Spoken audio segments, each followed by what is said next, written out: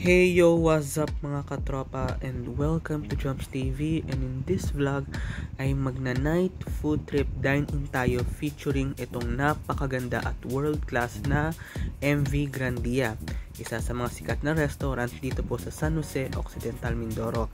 Tara mga katropa, as you can see, nakikita nyo po ay nag-aantay na tayo ng order. Kaya naman super excited na akong matikman itong kanilang napakasarap na putahe. As in, super. Pero syempre, magpapapicture muna tayo. Ayan, habang naghihintay. At ngayon, ready na natin tikman itong kanilang signature dish. Chop suey, roasted chicken, beef kare-kare, and sweet and sour fish fillet. And also, kanin. Tara mga katropa, una muna natin titikman ay itong sweet and sour fish fillet. So, tikman nga natin kung anong lasa nitong kanilang napakasarap na fish fillet. Napakasarap as in. O diba? Talagang mapapa-extra rice tayo nito.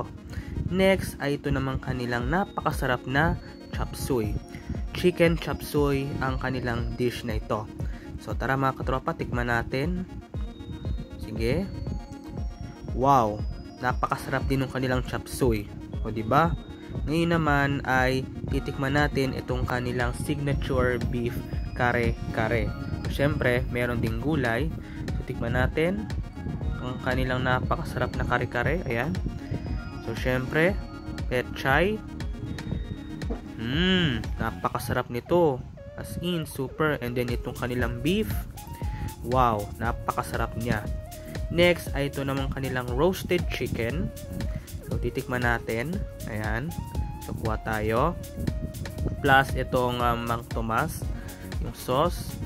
Ngayon, tikman natin itong kanilang roasted chicken. Sige pa. Another one. Napakasarap nito mga katropa. As in, masarap din yung kanilang roasted chicken.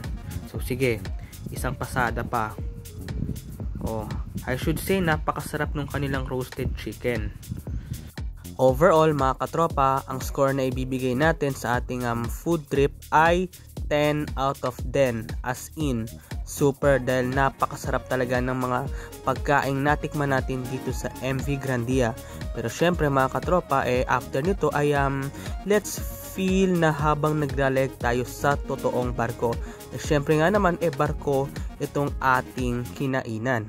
So, ngayon mga katropa, pupunta tayo dito sa may taas nitong kanilang napakagandang MV Grandia. So, ayan mga katropa, as you can see, makikita nyo itong overlooking view ng Aroma Beach dito po sa San Jose, Occidental, Mindoro. So, talagang hindi mo ito makikita sa kahit saan mang sulok ng Pilipinas. Ayan, dahil pag nakita mo itong MV Grandia, talagang hindi lang mapapasarap ang iyong kain, bagkos mafe-feel mo ang experience na naglalayag ka sa isang napakagandang barko sa gitna ng karagatan. O diba mga katropa, talagang napa-wow talaga tayo sa super ganda nito.